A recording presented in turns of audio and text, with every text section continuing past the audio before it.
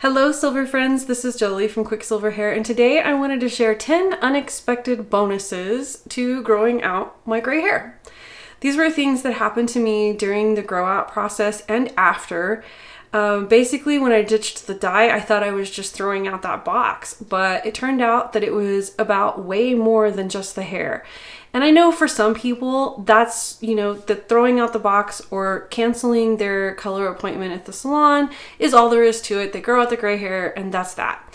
But for some of us, like me, it became about so much more than the hair.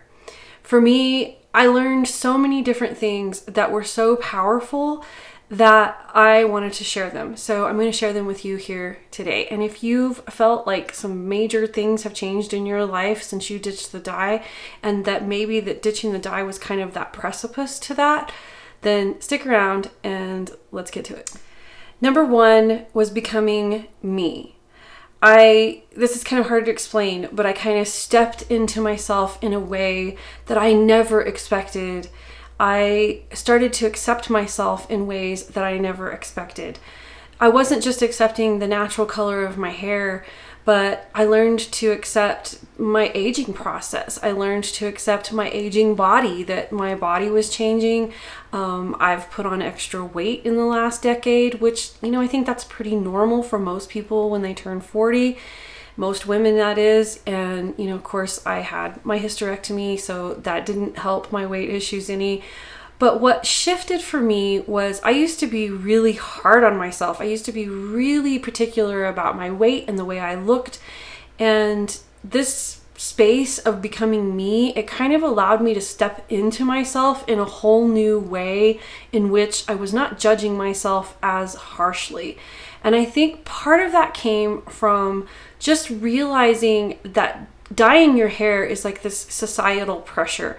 And I think it helps to understand that when you shut out the noise of that societal pressure, you have a chance to listen to your inner voice. And I did anyway, and I listened to her. I heard her. She didn't care about what weight I was as long as I was healthy. She didn't care if we went to the gym every single day of the week. I really found that listening to her has saved me, because it made me become more authentic. And authenticity was something that was very important to me from many, many, many years before. And authenticity, it comes in layers. It's this thing that happens to you over time. And each time you embrace some part of yourself that's truly you, and you ditch some belief system that isn't yours, it really helps you step further and further into yourself. So, kind of watch for that. Watch for this possibility that you become more you. It really happened to me. I truly became more me in ways that I never anticipated. Number two was the color of my surroundings. I maybe changed a little bit with my clothing. I got rid of some of the rust colors. I got rid of browns and beiges that didn't quite go with the cooler color of hair that I was having come in, because I used to dye my hair red. That red color allowed me to wear colors that I probably normally wouldn't have worn had I left my hair its natural color. Anyways, I didn't remove a lot in that regard, and I changed my makeup by like throwing out one eyeliner pencil. I think that was about it. But what really changed for me was one morning, I can remember I was in my living room and I was just kind of in this observational state of mind. And I was looking around and I realized that while I live in the Southwest and everything in the Southwest is brown, my entire existence had succumbed to a beige life. Everything was beige. Everything was brown. Everything was a shade of the earth, which, that's okay. It's not a bad thing necessarily. I just realized as an artist, this felt very foreign to me. Where was the color in my life? That was the question that popped into my head that day. And so I started slowly kind of redoing some things around my home, adding some artwork and photography that was brighter and more colorful. I traded out my raisin colored old hand-me-down couch for a teal Chesterfield, which I still have, and it's a beautiful couch. I just kind of started incorporating more color slowly into my life. What that actually accomplished in the last 8 years is my whole house, I started deciding that I didn't have to have this one color of walls all over the house, that I could change the color in my office, for instance, which was a good choice because it helped with doing this and not having my hair look yellow because my walls were a off-white beigey color. So it really helped me to kind of investigate what color meant to me in my life. I know for some people that's probably not going to matter at all, but it was something that made a big difference to me and how I wanted to move forward in my life with the style of my home and the style of my clothes and the color involved with that. Lady Bird Johnson once said, "The way you overcome shyness is to become so wrapped up in something that you forget to be afraid." And I learned how to take selfies. So that's number 3. I learned how to take photos of myself because otherwise I really only took photos of myself for, updating my profile picture or something like that. But I've been camera shy most of my life. So it was very foreign to me to be taking pictures of myself. And I know a lot of people who go through this journey of ditching the dye that have this experience. They want to document the journey and they want to take those progression shots so they can see. I actually advise that you do that so you can have that sense of accomplishment from beginning to end. And it helps you see how far you've come. But I learned how to take selfies. I learned how to position myself in the right light. I learned how to make sure I was wearing the right colors. One tip is if you're wearing white in your photos, that white is what your camera is going to meter on, and it might make your hair look kind of an off color. Whereas if you looked in the mirror with that white shirt on, you wouldn't have that distinction. It's because the camera is metering on white. So there's really funky little things like that I learned throughout this process. There is tips on taking selfies in the blog post associated with this video. It'll be linked in the description box below. But learning to take selfies was a very interesting thing for me because I kind of learned how to appreciate what I look like. And I had never really done that. I had never really taken enough photos of myself because I was always so camera shy, or I was always behind the camera taking the photos, to really appreciate who I was in that way, if it makes sense. So I encourage you to take selfies. You'll appreciate it. And there are so many people that wish they had taken more pictures during the journey so that they could see what happened. So don't be afraid to learn how to take selfies and have 1,000 pictures of yourself on your phone. Who cares? If it helps you and it makes you feel good about this process, go for it. Number 4 was accepting compliments.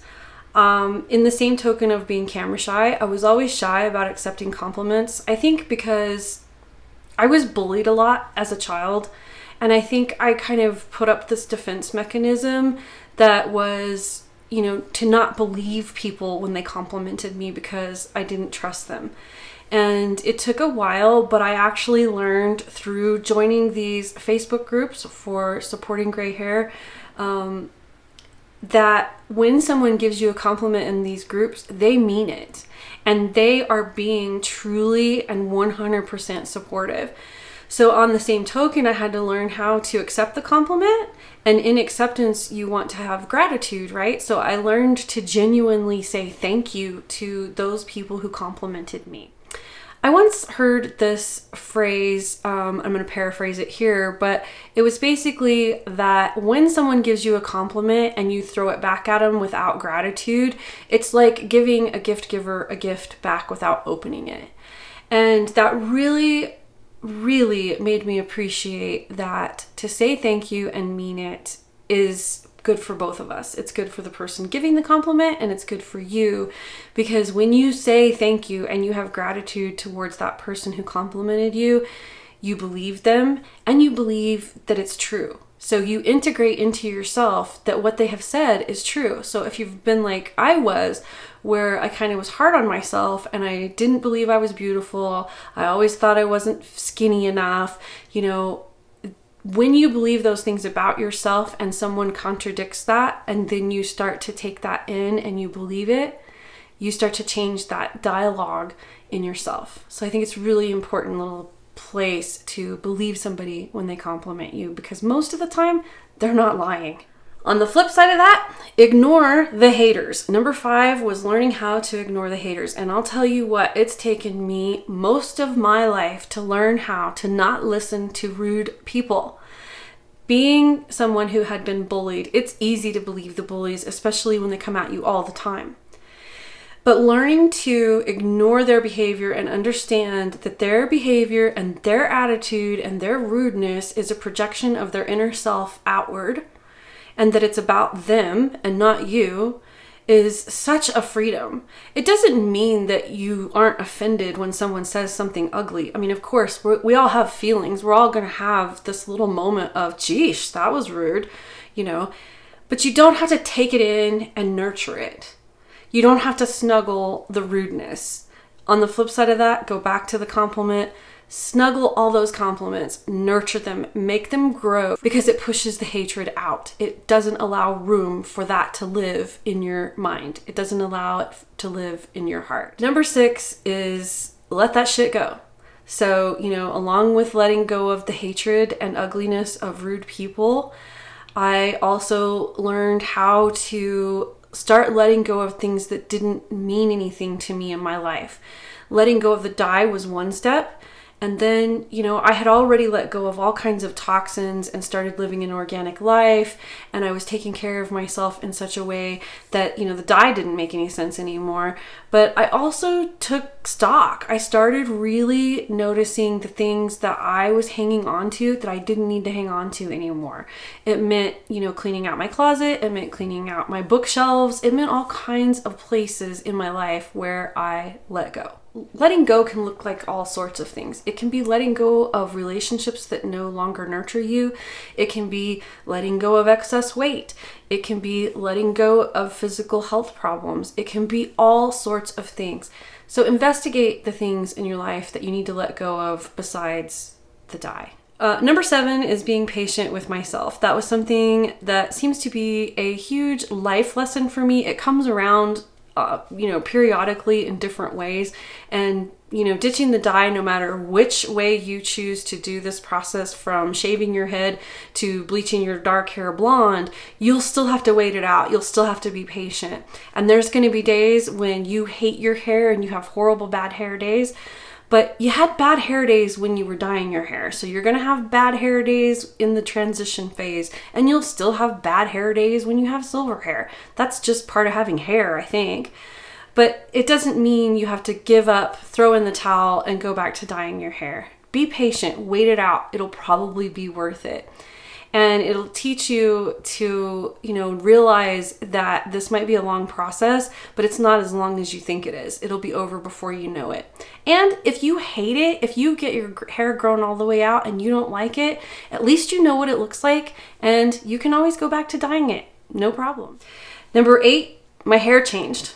My curl pattern changed. My texture changed a bit. And of course, the porosity of my hair changed. So it was a big difference for me to embrace silkier, softer hair, which I love. It just took some getting to know it, getting to understand what it needed, and helping it along with the proper application methods, the proper drying techniques, and learning what my waves and curls actually were going to look like with silver hair took getting all the dye off.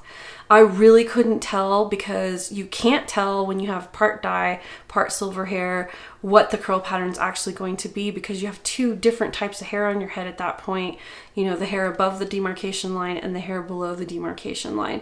So be prepared for that. Your hair might change, and it might not change for the worse. Don't be scared of that. It could be changing for the better, and you just have to learn how to embrace it in a whole different way.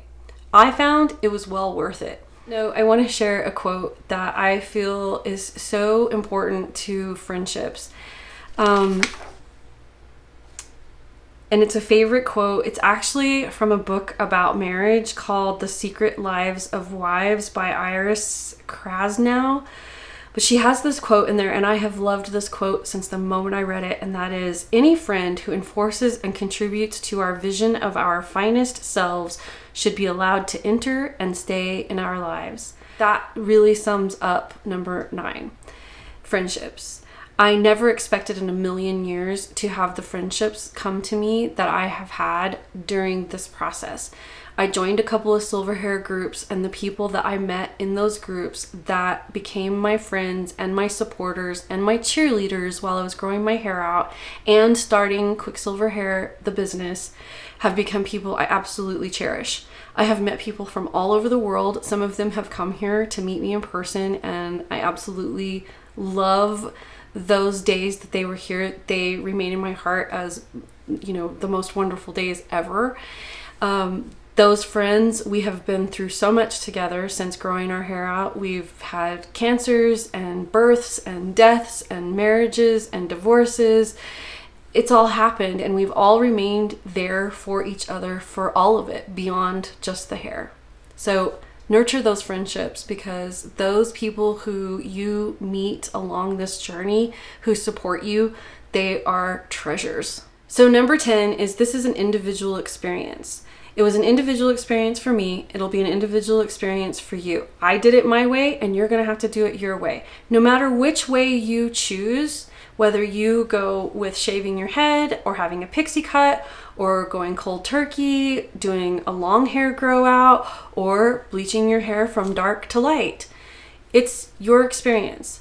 The bottom line is, it's your hair and it's how you want to feel. If you don't feel comfortable with dye on your ends, then cut it off. If you don't feel comfortable with short hair, but you prefer your long hair and you don't want to damage it any further, go cold turkey. Let it grow out. The patience aspect of it will save you. If you can just be patient through it, it'll be worth it in the end. The bottom line is, it's your hair. It's your life, and you've got to feel comfortable with this process for you. There's no wrong way to grow your hair out. That's it for this video. I hope you enjoyed it, and if you did, please give it a thumbs up. And while you're down there, subscribe to my channel, because I would love to see you next time. Until then, shine on.